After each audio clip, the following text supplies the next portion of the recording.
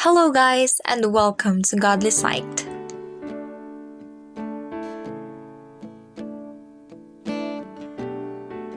Okay, welcome everyone. We are back with Godly Psych, and this is 3am Thoughts. Today, I have a special guest, and it's from the land of Indonesia. The weeks before, I had only Filipino guests, but this coming weeks, and I think this coming month, I will try to invite more guests from Indonesia because they have a lot they can share also to our channel. Today, my guest is a graduate from the Faculty of Law in the University of Samratulangi, Manado. Okay, and he also graduated in masters in STT Agapes Jakarta. So he's a bachelor's in law, and he also has a master's in theology. So my guest is none other than, I think it's evangelist or pastor. What do you want? Evangelist? You can call me evangelist. Yeah, he's an evangelist Fandri Entiman Nai. Okay. Yeah. Thank you for having me here. So thank you so much also for being my guest today. What have you been doing this couple of months? Can I speak in bahasa? Okay. Yeah, you can. Yeah. Dalam beberapa waktu terakhir ini saya menghabiskan banyak waktu untuk pelayanan dengan beberapa gereja yang ada di negara kami. Karena ini masa pandemi, jadi saya menghabiskan banyak waktu untuk berkhotbah, tapi secara online. Mungkin sama dengan saudara Steve. Yeah. So I kind of took some background check. No, I've been a fan of yours. I've been watching your channel. It's Pacemakers, right? Indonesia. Yeah. Okay, so you have a YouTube channel. The YouTube channel that you have, saya lihat banyak video tentang, I think, Christian ethics and also apologetics, right? So yeah. What was your drive, and what compelled you to do that channel, if I may ask? Ya, jadi kami membuat channel itu sebenarnya sudah beberapa tahun yang lalu dengan 2 orang teman, Pacemaker itu, dan sebenarnya namanya itu adalah nama yang kami pinjam dari teman kami di Filipina juga, Livni Pesidas, karena saya tahu di sana ada sebuah tim juga yang bernama Pacemaker, dan karena nama dari Pacemaker itu memiliki filosofi yang menurut saya kuat, sehingga saya meminjam nama itu dan ditambahkan dengan negara kami, negara muslim terbesar di dunia. Dan tujuan dari kami membuat channel itu sebenarnya untuk menjawab banyak sekali kesalahpahaman terhadap iman kami, iman Kristen. Nah, awalnya sebenarnya kami bukan hanya mau mengundang orang-orang yang punya latar belakang Kristen, tetapi juga teman-teman yang punya latar belakang agama lain untuk membicarakan hal-hal yang bersifat toleransi. Tetapi saya melihat mengundang orang-orang yang dengan latar belakang agama lain itu agak sulit, karena ketakutan dari mereka yang takut disalahpahami oleh banyak orang. Ya, kita tahu negara kami adalah negara yang beraneka ragam, tetapi sensitivitasnya sangat kuat, sehingga banyak orang yang takut diundang karena takut salah bicara. Nah, oleh sebab itu kami kemudian membelok dan personilnya bongkar pasang. Jadi ada beberapa personil yang kemudian bukan keluar, tapi mungkin mereka saat ini sedang sibuk, jadi diganti atau di backup oleh yang lain. Dan akhirnya kami fokus untuk khusus mengundang orang-orang Kristen saja dan menjawab masalah-masalah teologi yang ada di dalam, termasuk masalah-masalah apologetika. When you talk about let's say tolerance or tolerancy, can you speak more of it? What do you mean is the importance? Because I the first video that I saw from you was that video, and I really like the video. I have nothing against it. I like the video. And what do you think is the importance of the tolerance nowadays? Yeah, I hope you can translate in English if someone asks me, okay? Jadi toleransi adalah satu kata yang seringkali disalahpahami oleh banyak orang.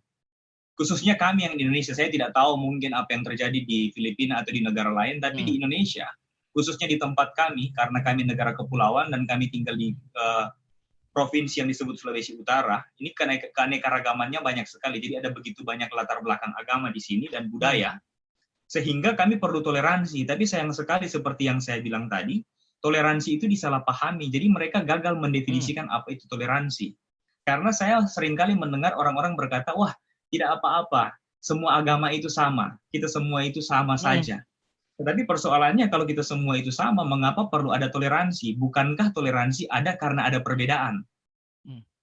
Jadi saya menganggap bahwa ternyata kita tidak paham dengan toleransi. Sebenarnya toleransi adalah pertama-tama mengakui kita berbeda, khususnya agama. Kita semua berbeda. Kalau ada yang bilang bahwa semua agama sebenarnya terlihat sama, terlihat berbeda di kulitnya saja, tapi intinya sama. Malah saya pikir itu kebalikannya. Kita terlihat sama di kulitnya saja, tapi intinya kita malah berbeda. Jadi toleransi adalah mengakui itu. Mengakui bahwa kita satu sama lain jauh berbeda, bahkan ajaran kita jauh bertentangan. Oleh sebab itu butuh toleransi, dan toleransi itu berarti mengakui perbedaan itu, tapi masih bisa menerima satu sama lain. Jadi dengan sederhana saya bisa katakan toleransi itu penting, karena toleransilah yang dapat kemudian membuat kita jujur satu sama lain. Bahwa kita berbeda, tapi harus hidup bersama. Kita tidak sama, tapi harus hidup bersama. So, given that thought, ini tadi ada berbicara tentang agama-agama yang berbeda. How about let's say only in the scope of Christians? I used to in the scope of Christians. Kalau cuma bercerita dengan agama-agama Kristen, ada Grace, ada apa lagi? Ada Baptist, ada Pentecostal. I used to say, I don't think if you agree with my statement, but I used to be in Bible school. Saya itu waktu di Bible school suka sekali kalau debat.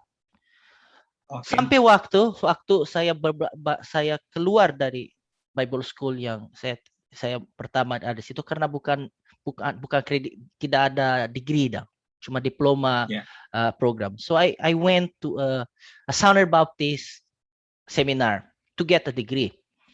Di situ saya belajar, karena dimulai saya selalu berdebat, tapi lama-lama saya realize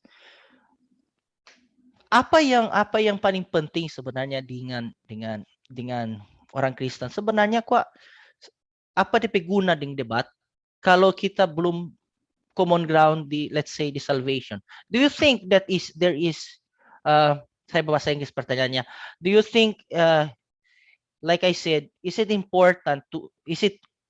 beneficial, let's say, beneficial to have a debate, even if we are talking with unbelievers? Don't you think that is, in a way, it's useless if they are not going to be saved anyway? Yeah, do you get my point? Iya. Okay. Ya, jadi pada waktu saya kebetulan memang mengikuti sebuah akademi yang ada di Indonesia dan yang disebut. Jadi saya tidak perlu sebut mungkin, tapi salah satu akademi apologetika yang ada di Indonesia. Kami belajar untuk bisa membedakan apa yang menjadi perdebatan apologetika dan perdebatan dogmatika. Nah, ada kalanya orang berpikir bahwa dia sedang berdebat secara apologetis. Tetapi kami percaya bahwa tidak semua menjadi perdebatan apologetis, karena ternyata ada perdebatan yang dogmatis. Nah, saya percaya sebagai orang Kristen, kita harus lebih utama mementingkan dulu perdebatan apologetis. Itu yang pertama. Saya percaya, mungkin ada yang bisa berbeda pendapat dengan saya, tidak apa-apa. Tetapi itu bukan berarti saya mengatakan bahwa perdebatan dogmatis adalah sesuatu yang tidak penting. Tetapi yang saya mau tekankan adalah sebenarnya perdebatan apologetis adalah perdebatan yang menyangkut hal-hal yang sangat fundamental di dalam iman Kristen. Nah, contohnya misalnya adalah ketuhanan Yesus Kristus, kemudian keberadaan Allah, dan kemudian ketidakbersalahan Alkitab, apakah Alkitab dapat dipercaya, kematian dan kebangkitan Kristus. Itu adalah hal-hal yang fundamental yang saya percaya itu menjadi satu hal yang mau tidak mau itu harus menjadi perdebatan. Kita harus mempertahankan hal itu. Tetapi ketika kita berbicara tentang hal-hal yang dogmatis, saya kira itu menjadi nomor 2. Saya tidak bilang itu tidak penting, tetapi saya katakan itu nomor 2. Jadi apakah kita harus berbicara tentang berdebat tentang keselamatan? Saya percaya itu salvation. Saya percaya ya, itu masuk di dalam debat apologetika. Karena itu adalah satu hal yang fundamental. Nah, mungkin ada beberapa orang yang kemudian mengelompokkan hal-hal apologetis dan dogmatis dengan berbeda. Misalnya, ada yang menganggap bahwa persoalan Tritunggal itu tidak apologetis, itu dogmatis. Tetapi ada yang menganggap itu apologetis, bukan dogmatis, sebaliknya. Tapi kalau saya, terlepas dari perdebatan-perdebatan itu, masalah keselamatan dan ketuhanan Yesus Kristus itu yang menjadi perdebatan apologetis atau fundamental, sehingga mau tidak mau itu kita harus bicarakan. Kalau yang lain ya nomor sekian lah. Mantap. Saya sama dengan, I would agree with that. It's kind of setuju. Setuju because in here in the Philippines, ada banyak kali we lose track of what like you said, what is the priority? What do we need to be talking about? What I got from you, I will just look if I understood most of it. We should look at the things that there's an importance in leaning towards salvation, right? The Trinity, or let's say the legitimacy of Jesus Christ, or things like that lean towards the doctrine of salvation. And then and like you said, the other things we can put it next, like, would you say, like discussion about the Sabbath day, discussion of what day we should worship. Yes, we have different views, but for me personally, I think those are things that we can talk next after what you said, the apologetic issues, which I really like. Now, talking about evangelism, now that we know that for you and me, we think alike, that it is the priority. There's no use if we are going to debate 100 years and if both of us are not saved. So what do you think is the importance that every Christian should be evangelizing? Ya, mungkin kita punya amanat agung yang berbeda-beda. Saya telah mengikuti banyak pelajaran dari dosen yang punya pandangan yang berbeda satu sama lain terkait amanat agung. Tetapi saya percaya kita semua yang telah mengerti Injil sepakat dengan apa yang dikatakan oleh Rasul Paulus di dalam Roma pasal 10, itu dari ayat 2 kalau saya tidak salah sampai ayat-ayat yang selanjutnya. Bagaimana orang-orang bisa percaya kalau mereka tidak mendengarkan Injil. Jadi saya percaya bahwa keselamatan seseorang itu tergantung dari bagaimana penginjilan itu ada. Saya tidak percaya dengan pandangan-pandangan yang lain bahwa malaikat dapat menginjil. Saya pernah ada guru yang mengatakan itu dan dia berpandangan bahwa malaikat akan menginjil di dalam hutan. jadi ya. Saya menghormati guru itu, tapi maafkan saya tidak setuju karena kita sudah belajar toleransi, seharusnya dia mengerti saya.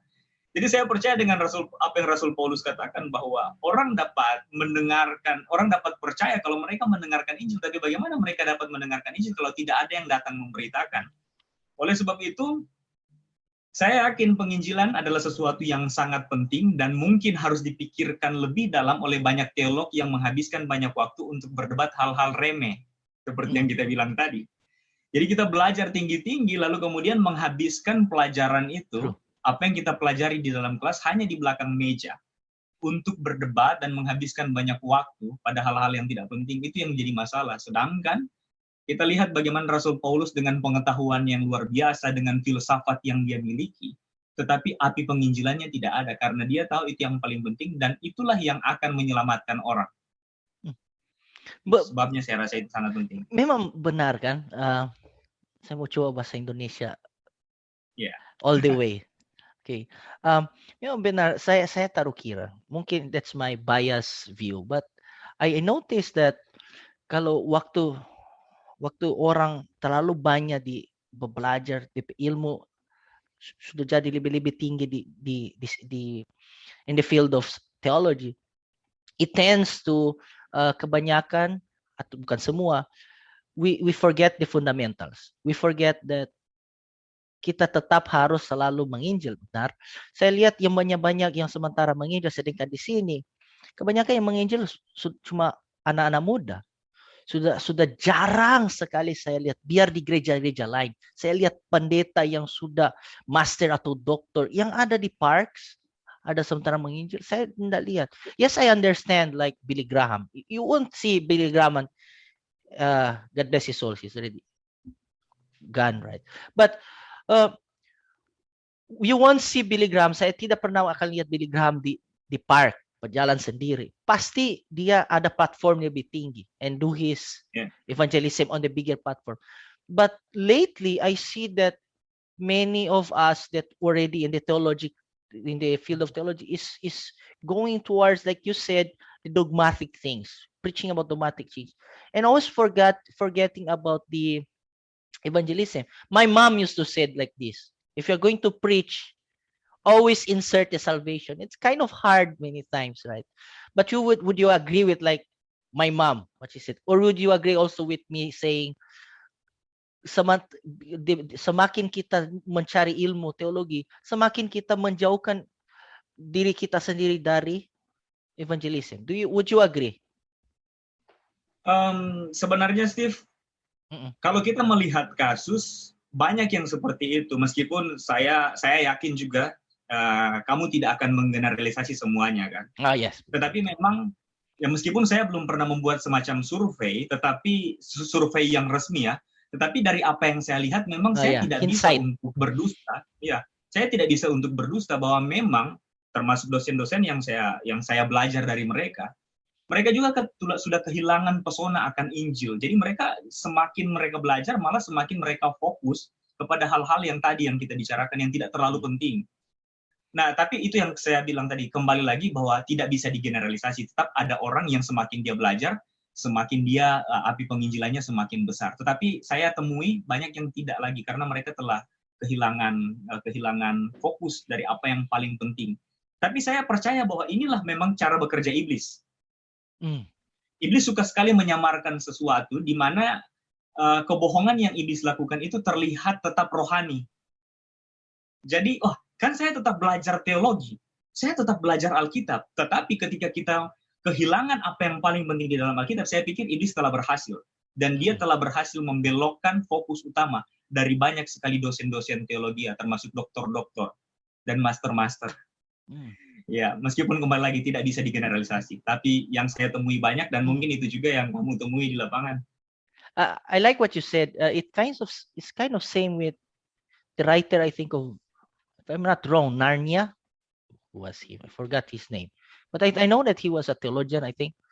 And he in one of his book, I think he said that the devil would use the, I do not know, for the viewers, maybe I'm wrong. I know the book. Yeah. C.S. Lewis book yang Letters. So I'm correct here, right? So benar yang saya cuma cek, jangan salah dong. Dia berkata memang seperti yang Pak Fandri tadi bilang, yang devil memakai itu yang seperti bagus untuk sebenarnya, but they camouflage what really is the intention, right? Like, so it's very good point. Now, okay, going back to your verse. So this is the first time actually I'm going to ask a controversial question about theology, because I trust you that you are more than equipped to answer. Oh my God, I hope. But this is just for fun. For the viewers, if you see something that you don't agree, feel free to comment. Feel free to PM us at any time, and you can share what is your view. We are free to agree to disagree here. Okay. So my question is: you use the verse that for faith, faith comes from hearing, right? And also we need the people to go and evangelize to the end of the word, to share the gospel. Now, my question is like this. Pertanyaan saya simple saja. Kalau saya tidak mau evangelize, apakah itu salah atau enggak? Kalau Steve tidak mau menginjil, apakah itu salah atau tidak? Iya. Ya, saya percaya salah. Let's go. Why? Karena saya percaya bahwa kita bukan lagi milik kita.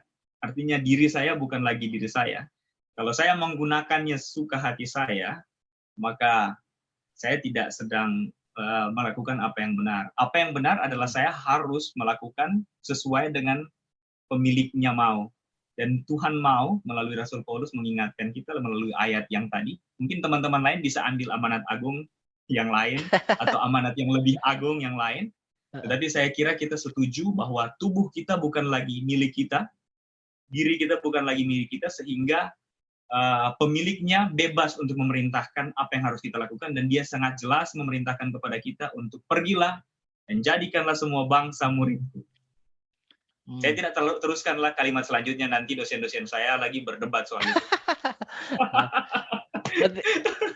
It's kind of fun that because kalau saya dengar jawaban itu satu jawab. Saya sudah tanya pertanyaan ini, tapi jawaban Pak Fandri rupa ada lagi view yang berbeda tentang itu. Ada yang bilang because we know we ought to do what is right. Itu pertanyaan kebanyakan akan sih. Tapi ini menurut Fandri, saya coba paraphrase. You believe that we are not our own anymore, but we are God's. Yeah. So we should do what God command us to be. So do you think now that salvation is not something that we are doing? Is not doing by our free will, but we have to do because we are told to. So it's not like Corinthians. The verse in Corinthians says that everything that if we're going to give, we have to give, and we without purpose, tidak dipaksa, kan? The concept of giving. So it's not the same if we are going to evangelize. Should it not be from our own heart, not because we are forced to? Atau kalau kita diperintah untuk buat? Oke, saya memahami memang, saya mengerti dilema ini. Jadi saya tetap percaya bahwa di dalam konsep Kristen kita memang tetap ada semacam kehendak bebas memang. Ya, kita memang punya kehendak bebas meskipun ketika kita berbicara tentang kehendak bebas, ini merupakan doktrin dogmatika yang sangat sulit. Tapi saya percaya bahwa kita memang punya kehendak bebas. Tetapi kehendak bebas itu sebenarnya adalah satu tempat di mana kita kemudian ketika melihat bagaimana Allah telah bekerja bagi kita, kemudian kehendak bebas itulah yang secara otomatis kemudian bergerak untuk menginjil, karena kehendak bebas itu memberikan kita kesadaran tentang apa yang sudah Allah lakukan. Jadi dengan kata lain begini, kita memang diperintahkan untuk menginjil. Itu yang pertama. Alkitab dengan jelas di dalam bagian-bagian yang ada kita baca, itu tidak bisa dipungkiri. Alkitab memang memberikan komando untuk itu. Tetapi kita harus melakukannya bukan dengan paksa, tetapi dengan kesadaran bahwa karena kita adalah milik Allah yang sangat dikasihi Allah, dan karena kita menerima apa yang tidak pantas kita terima, maka kita pun harus memberikan hal yang tidak pantas kita terima ini kepada orang-orang lain yang juga tidak pantas. Jadi memang ada perintah, tetapi juga di dalamnya ada kesadaran. Artinya begini, kalau misalnya Allah memerintahkan kepada kita dan kita mau lakukan, maka itu adalah sesuatu yang sangat baik. Tapi kalau misalnya kita diperintahkan dan kita tidak mau lakukan, maka kita pun tahu bahwa konsekuensi itu akan ditanggungkan di atas kita. So it's still something that we how about, let's go another different way. Karena ini bukan sesuatu yang baru, pertanyaan baru. How about if itu orang itu tidak tahu menginjil? Apakah dia masuk di masalah, kan tadi dibilang Pak Fandri bilang itu sesuatu yang ada konsekuensi kalau kita tidak membuat, kan, menginjil. Apakah kalau orang itu sama sekali tidak tahu menginjil? Ada kan banyak itu di gereja, kan? Ya. How about them? Itu sebabnya mereka perlu masuk ke dalam podcast ini dan berdiskusi dengan Steve bagaimana cara menginjil. Okay. Harus belajar. Saya percaya bahwa seperti pada waktu yang lalu saya mengajar homiletika, ilmu tentang berkhotbah, meskipun saya tidak punya kemampuan yang baik tentang itu, tapi saya diminta untuk mengajar itu. Saya mengatakan bahwa sebenarnya semua orang punya kemampuan untuk berkhotbah, tetapi beda kapasitas. Nah, saya juga percaya dengan cara yang sama, saya percaya bahwa semua orang bisa menginjil, tetapi dengan kualitas atau kapasitas yang berbeda. Nah, oleh sebab itu setiap orang tidak perlu menunggu jadi penginjil hebat dulu dengan segala macam metode seperti dia kuasai evangelis explosion, 4 hukum rohani, conversation evangelism, atau dia punya kemampuan berapologetika dengan aliran tertentu. Tidak perlu untuk itu dulu kemudian bisa terjun di lapangan. Jadi dengan kemampuan yang dia miliki, itu terjun saja di lapangan. Nanti kalau ada kelemahan-kelemahan, dia bisa perbaiki. Jadi sambil kita menyelam, di dalam peribahasa kami, bahasa Indonesia, sambil menyelam, kami minum air. Jadi saya tetap percaya setiap orang tidak bisa berdalih untuk bilang, saya tidak bisa menginjil. Karena standar kualitas penginjilan itu bagaimana sih? Tidak ada, kan? Alkitab hanya bilang, pokoknya menginjil dulu. Itu sih, menurut saya begitu. That's a very good point, right? Because if you kalau kita if we put a standard of evangelism, then it becomes something that not everybody can do. But as you say, Alkitab itu tidak pernah berbicara tentang bagaimana hebat satu orang harus di-evangelize, baru evangelize. Yeah, that's I like that point. So we are bounded to what the Bible says. The Bible says that we are to evangelize, to share the gospel, but never said that you should be that good. So menurut Pak Fandri, ada orang yang lebih jago dari yang lain, tapi semua harus membuat, kan? Itu ya, I agree, and that's good because even a child can do it. I think kalau anak-anak kecil sebenarnya bisa kan, dia bilang, kamu tahu itu Yesus mati di kayu salib untuk darah kita. No, as much as that. Bahkan Steve, saya sedikit tambahkan, maafkan. Dan bahkan sebenarnya saya tidak tahu di dalam gereja yang lain. Di dalam gereja kami, saya melihat di dalam beberapa gereja yang saya layani, ternyata penginjilan yang telah memenangkan banyak jiwa adalah penginjilan yang sederhana. Faktanya semakin kita belajar banyak sekali konsep, metode, semakin orang menjadi penakut.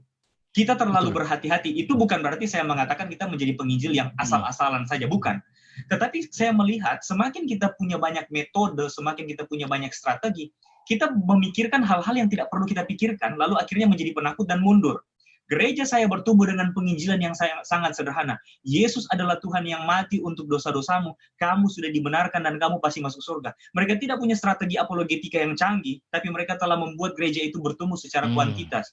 Dan saya yang sudah belajar banyak sekali metode hari ini, ternyata secara kuantitas, saya kalau dihitung masih kalah dengan orang-orang yang melakukan penginjilan sederhana itu. I get your point. So it's not really about the knowledge. It's just simply laid out there, right? Kalau bisa berkata lang aja, Tuhan Yesus mati untuk dosa kita, mati, kuburkan, di hari ketiga dia bangkit. Kalau tahu apa itu, sudah boleh, kan? Tetapi sekarang pertanyaan yang berikut yang begini. Going that way, do you think that is important that somebody, apakah penting kalau satu orang itu mengerti apa itu gospel, kalau dia mau jadi diselamatkan? Atau dia cuma perlu tahu Tuhan Yesus mati di kayu salib itu dosa kita, sudah cukup? Okay, what do you mean about the term gospel? Because sometimes kita memberikan definisi yang cukup berbeda terkait kata ini. Di dalam bahasa Indonesia yang kamu maksud adalah Injil, Steve? Yeah, according to Corinthians 15. 1 Corinthians 15. Okay. Ya. Mungkin saya perlu kemudian memberikan semacam fondasi dulu di sini. Nah, kami di Indonesia itu menggunakan kata Injil.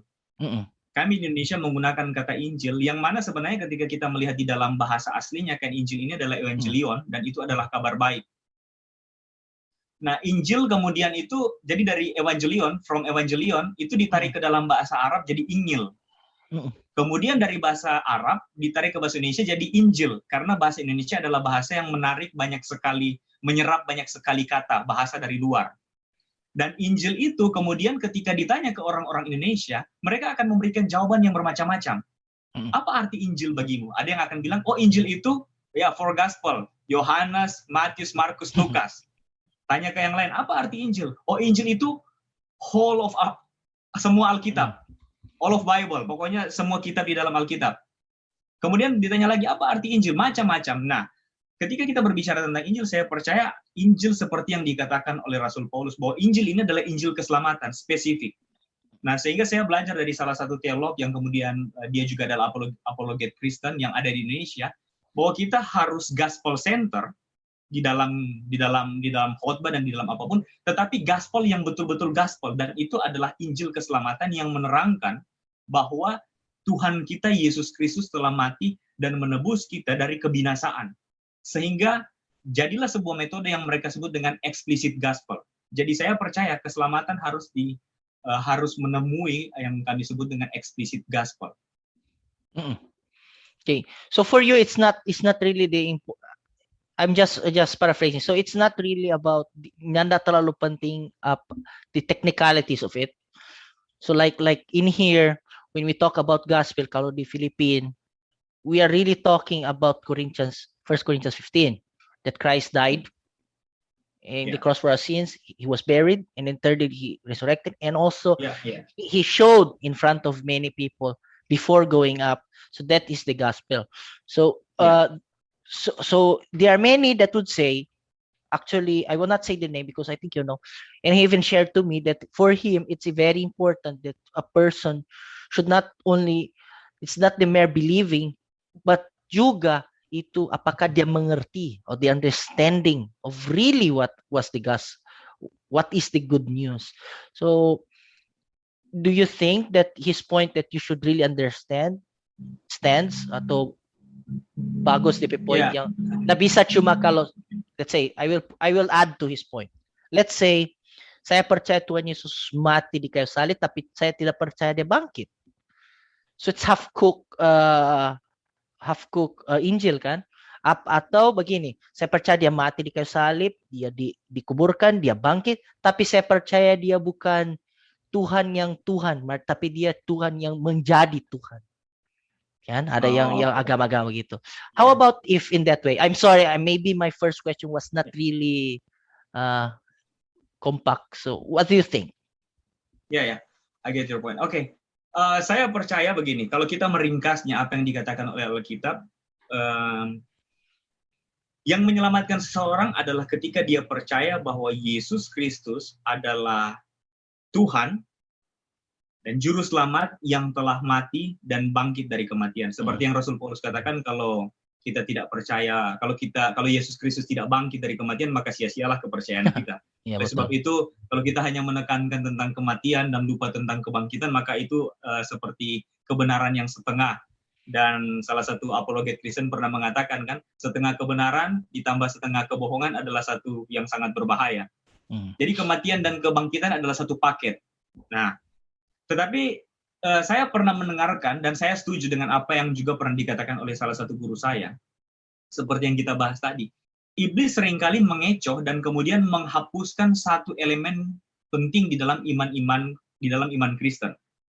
Kalau kita percaya bahwa Yesus Kristus adalah juru selamat saja, tapi tidak percaya bahwa dia adalah Tuhan, maka saya percaya bahwa itu tidak akan menyelamatkan. Kita menemukan satu kelompok, maafkan saya untuk menyebut kelompok ini, seperti teman-teman kita, saya pernah juga di sana, teman-teman kita saksi Jehovah's Witnesses. Mereka percaya bahwa Yesus adalah juru selamat, tapi mereka tidak percaya Yesus adalah Tuhan. Saya yakin mereka telah kehilangan satu sisi dari uang logam. Dan sebaliknya, ada yang mati-matian mengatakan Yesus adalah Tuhan. Tapi, saya harus selamat dengan perbuatan baik saya, maka saya percaya dia baru saja secara implisit mengatakan bahwa Yesus bukan juru selamatnya. Betul. Tapi diri saya sendiri yang menuaskan. Ya. Jadi hati-hati dengan orang yang berkata bahwa Yesus adalah Tuhan dan juru selamat. Apakah mereka mengatakan itu dengan pengertian yang benar atau tidak? Kalau mereka mengatakan itu dengan pengertian yang benar, bahwa dia adalah Tuhan yang kemudian mengambil rupa sebagai seorang manusia, bukan Tuhan yang diangkat oleh manusia, dan kemudian dia adalah juru selamat yang benar-benar, tanpa dia kita tidak mungkin diselamatkan, dan dia sudah bangkit dari kematian, maka dengan iman seperti itu kita bisa selamat. Kalau tidak dengan itu, saya percaya orang tidak bisa diselamatkan. Mungkin itulah yang menjadi satu pengakuan iman yang saya percaya membuat saudara dan saya menjadi Kristen karena itu. Kalau yang lainnya kita berbeda, tidak apa-apa. Kita bisa berdebat di lain waktu. So saya setuju sekali. So you agree dengan itu yang teman saya bilang tentang understanding. You should really not really understand, but you should really know what is the truth, right? Okay, pertanyaan yang berikut. How do you see the field of apologetics in Indonesia? How do you see it? How would you, specifically in the grace believers with the grace movement? Okay. Ya, saya menghabiskan banyak waktu saya dalam beberapa tahun terakhir ini untuk semakin mendalami apologetika, karena saya percaya bahwa apologetika akan sangat berguna di negara saya secara khusus. Saya mungkin bisa cerita sedikit pengalaman ya, Steve ya? Ya, tetapi kesalahan saya adalah pada waktu saya belajar banyak apologetika yang saya pelajari adalah apologetika yang kemudian tidak relevan dengan negara saya. Saya mempelajari apologetika yang relevan di negara-negara barat, dan kemudian ketika saya mencoba menerapkannya di Indonesia, saya malah menjadi kesulitan, karena saya cenderung memaksa sebuah metode yang tidak tepat sasaran. Nah, itu sebabnya saya kembali memikirkan ulang, dan beruntung bagi saya ada sebuah akademi yang kemudian menampung kami dan mengajari kami tentang sebuah apologetika, bukan sebuah apologetika, satu rangkaian pelajaran apologetika yang mewadahi kami supaya bisa berkontekstualisasi dengan negara kami Indonesia. Jadi khusus untuk diterapkan di negara kami.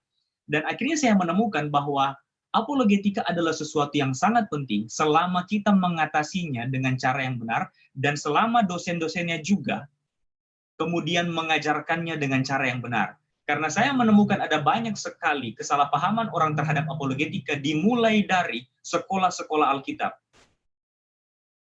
Ada yang mengatakan bahwa apologetika adalah sesuatu yang tidak relevan karena dosennya salah mengajar apologetika. Dia mengajarkan apologetika yang diterapkan yang cocok untuk negara lain dan tidak cocok untuk negara kita misalnya. Nah, sehingga kesalahpahaman orang terhadap apologetika menjadi sangat banyak. Nah, berdasarkan juga apa yang saya temui, saya tidak pernah bikin survei, sekali lagi belum ada survei secara resmi, tetapi pengalaman saya melihat karena keberhasilan dari orang-orang di masa kuno, di masa lampau, orang-orang tua saya, maafkan kalau mereka menonton nanti ini, mungkin mereka akan sedikit tersinggung, tetapi faktanya beberapa, tidak semua, mereka kemudian menganggap bahwa apologetika tidak dibutuhkan karena mereka telah berhasil menginjil seperti yang saya bilang tadi. Mereka menginjil dengan cara sederhana dan berhasil. Tetapi ada satu hal yang mereka lupakan, bahwa zaman berubah. Zaman berubah. Ya, kita tahu gereja masa kuno menghadapi persoalan yang lain, gereja masa modern menghadapi persoalan yang lain. Saat ini kita menghadapi budaya postmodernisme yang sangat ketat. Dan meskipun dengan bungkusan yang berbeda di tiap negara, termasuk di negara kami, Indonesia juga postmodernisme ada. Tetapi dengan bungkusan yang berbeda, kami tetap perlu untuk kemudian menyesuaikan juga. Bukan Injil yang disesuaikan, tetapi kemasannya juga, delivery-nya itu yang disesuaikan. Dan apologetika adalah satu hal yang akan sangat membantu bagi kita. Mungkin kalau saya bisa memberikan sebuah analogi, analoginya seperti ini. Mengapa apologetika sangat penting? Karena apologetika adalah hamba penginjilan. Jadi apologetika adalah hamba penginjilan, atau apologetika itu seperti red carpet dan Injil adalah bintang tamunya. Aktris atau aktor Hollywoodnya. Jadi bintang tamunya adalah yang nomor satu, tetapi kami akan membuatnya megah dengan red carpet itu. Nah, analogi yang saya mau bawa tadi ini. Pada waktu kami menginjil, kami seperti menabur, kan? Itu yang Rasul Paulus katakan, Apolos menanam, Apolos menabur, saya lupa Apolos menanam atau Paulus yang menanam dan kemudian menyiram itu. Saya lupa. Maafkan, seorang penginjil lupa ayatnya. Tetapi intinya begini, kita tidak mungkin langsung untuk bisa menanam dan menyiram kalau seandainya kebun itu masih penuh dengan rumput liar. Kita harus membersihkan lahan itu dulu. Dan saya percaya itu adalah pekerjaan apologetika yang selama ini orang remehkan. Mungkin itu yang bisa saya bagi. And one of the things is, I like the point about the kebun. Not only that, but if you evangelize somebody, kalau saya menginjil satu orang dengan cara simple. And now what? What do we do? Kita buat apa sekarang?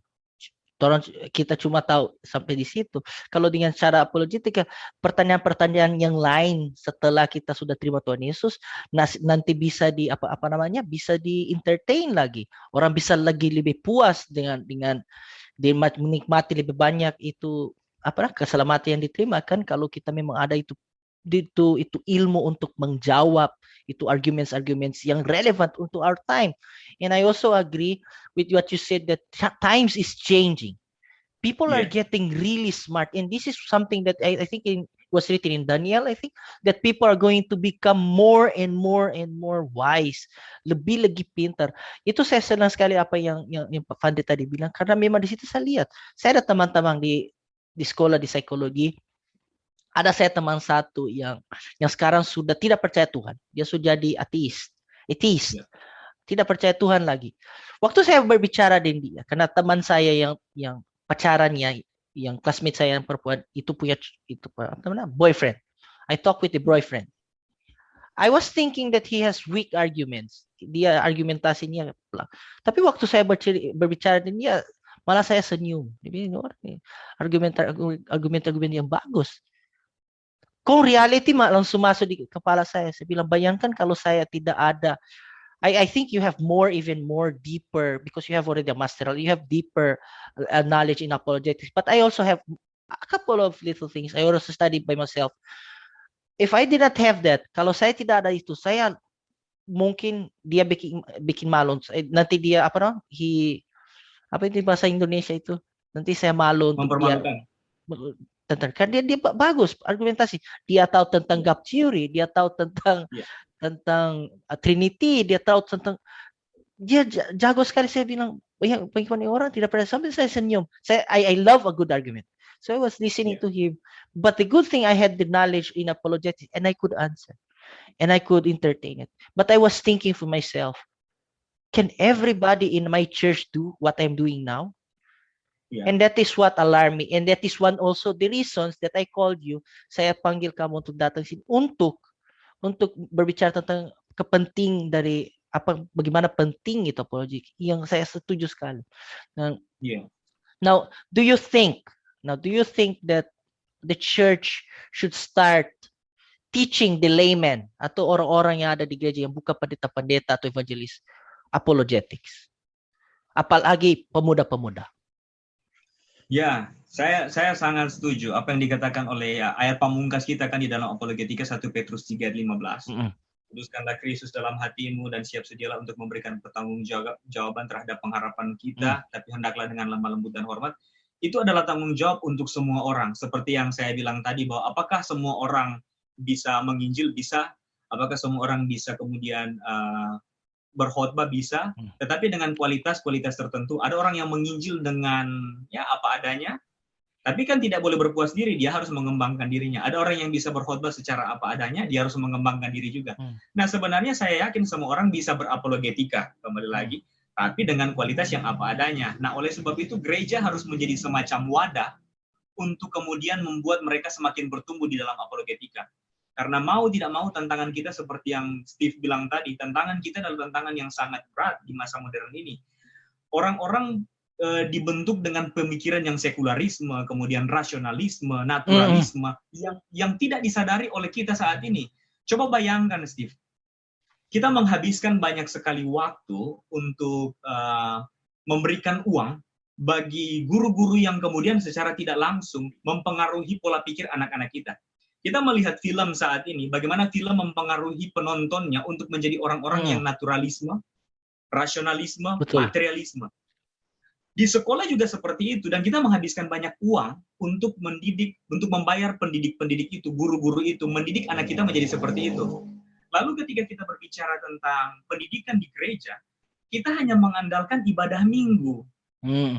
Dengan khotbah 30 menit. Kalau anak-anak ada pelajaran sekolah minggu selama 20 menit, apakah itu bisa efektif bagi mereka untuk menghadapi gempuran dahsyat dari para pendidik yang punya pola pikir postmodernisme? Saya kira tidak. Lalu kita hanya dengan naifnya bilang begini, sudah kita andalkan Roh Kudus saja. Beberapa orang, kita andalkan Roh Kudus saja. Saya kira Roh Kudus yang dia bicarakan adalah Roh Kudus yang lain dengan yang Alkitab bicarakan. Karena Alkitab, Roh Kudus di dalam Alkitab menuntut kita untuk belajar. Dan salah satunya kita harus belajar apologetika. Mungkin ini satu hal yang mau saya tambahkan. Ini bukan berarti bahwa di dalam apologetika kita kemudian bisa menjawab semua pertanyaan. Saya yakin apologetika tidak kemudian membuat kita bisa menjawab semua pertanyaan. Tapi seperti yang saya lupa, ini mungkin Norman Geisler yang bilang, salah satu pakar apologetika, kalaupun saya tidak bisa menjawab sebuah pertanyaan yang diberikan oleh orang lain kepada saya, itu bukan karena Tuhan tidak bisa atau Tuhan tidak masuk akal, tetapi karena Norman Geisler lah yang tidak tahu. That's not because God is not rational, but because Norman Geisler doesn't know it. Jadi artinya kita harus mengakui juga ternyata ada keterbatasan di dalam apologetika. Tetapi apakah apologetika itu dalam keterbatasannya bisa membantu? Bisa sangat membantu. Sangat membantu. True.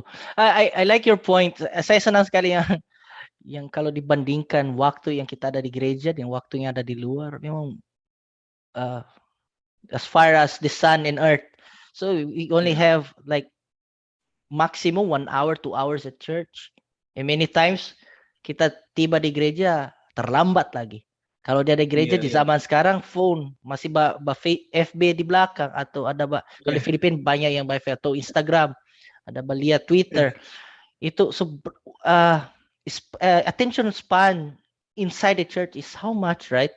And then if there's a preaching, kalau satu orang berkhotbah itu dari 1 jam itu berapa jam atau berapa menit? Kalau di psikologi itu 15 menit cuma attention span.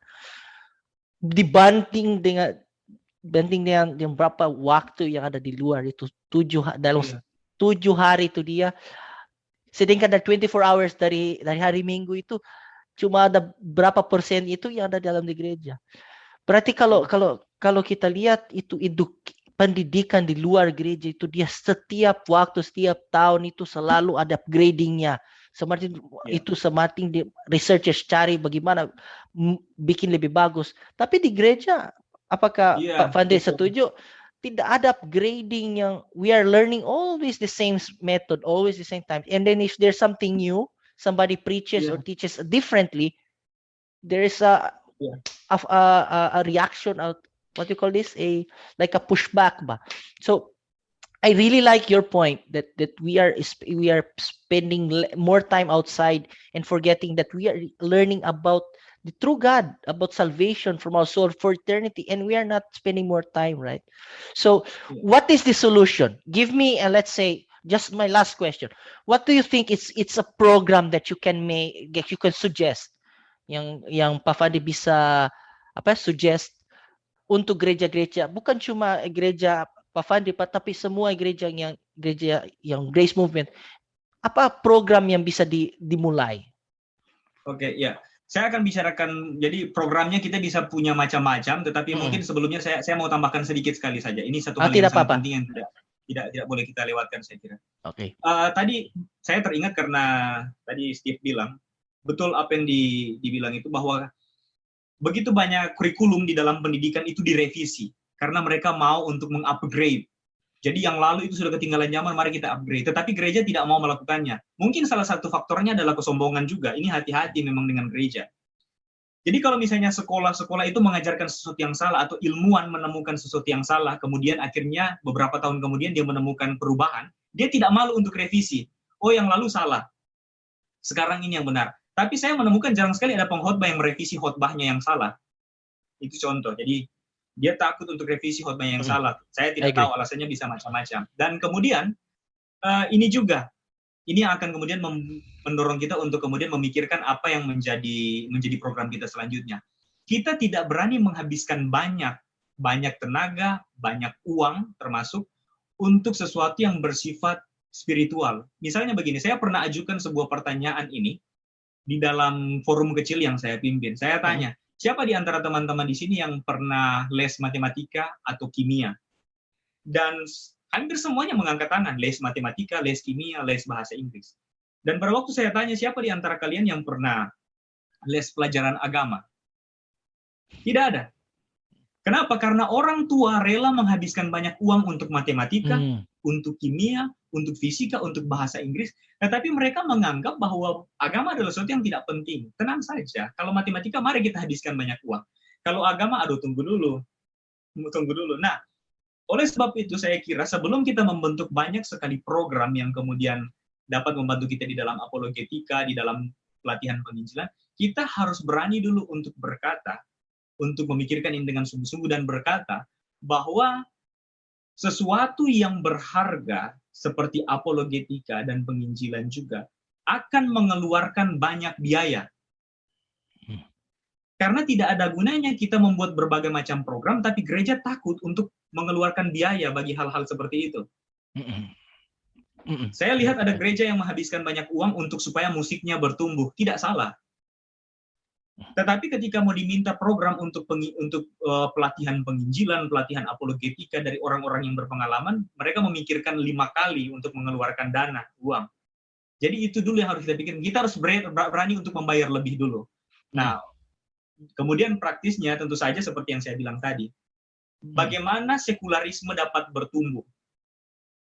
Itu pertama-tama dari pendidikan formal. Oleh sebab itu saya percaya bahwa kita harus membuat juga pendidikan di gereja kita. pendidikan itu seperti yang ya sebenarnya saya sedikit curhat juga, seperti yang telah dilakukan oleh your father, what your father has done in our country is very great. It's great karena dengan pendidikan kita lihat orang-orang telah menjungkir balikan dunia. Apa yang telah menjungkir balikan dunia dengan sekularisme? Pendidikan. Apa yang telah menjungkir balikan dunia dengan postmodernisme? Pendidikan. Jadi saya percaya kalau kekristenan mau untuk menjungkir balikan dunia dengan Injil, maka kita juga harus rela mengeluarkan uang untuk membuat pendidikan. Sekolah-sekolah. Apakah dia sekolah kecil atau sekolah besar? Itulah yang paling penting untuk kita buat. Karena kalau kita membuat sekolah untuk apologetika dan penginjilan, maka orang-orang itu kemudian akan mengembangkan, akan membuat semacam multiplikasi. Mereka akan membuat film dengan genre Kristen, mereka akan membuat lagu yang benar dengan genre Kristen, dengan genre Injil maksud saya, dan hal-hal lain. Jadi pendidikan itu yang sangat penting. I really like the point. I agree also with that. One of the things sedangkan saya kok ada banyak kali ada invitation, pasti boleh preach or berkhotbah. Kalau itu undangan datang 1 hari sebelum, kebanyakan saya tidak mau terima, kecuali memang harus. Tapi saya tidak mau. The reason is not because I feel offended because it's 1 day before atau saya tersinggung, tidak. It's because, like you said, I believe that is one thing I also taught in Bible school before because saya mengajar Bible school dulu. Saya mengajar harus lebih banyak effort kalau mengkhotbah.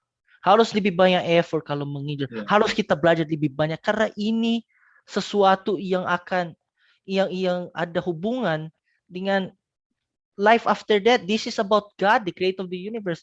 And I really like what you said that people are so what to focus on things that are education, things of art, work, and things that are not related to the Bible.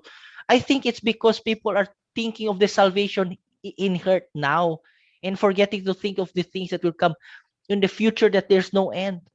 Saya senang sekali apa yang Pak Fandi tadi bilang. Yang lebih banyak sebenarnya keluar uang, keluar effort untuk things that are relevant in the field of our spirituality or religion, what belief. Why are we going to church? Kenapa kita ke gereja? Kan kalau kita rela untuk memberi semua yang ada. I'm not saying to sell your things and go to the mountain and I'm not saying that, but I like. I think I have question just for a short question. You spoke about music ministry. Now this is a big debate here. I usually don't like to ask this question, but since you really like apologetics and Christian ethics, I will just ask. What is more important, music ministry or the apologetic ministry, and how to defend our faith? So that's okay. Just to end, so people can have something to debate also from this. If I choose apologetics, they will attack me. My friend is a musician. My friend are musician. So I have to tell them that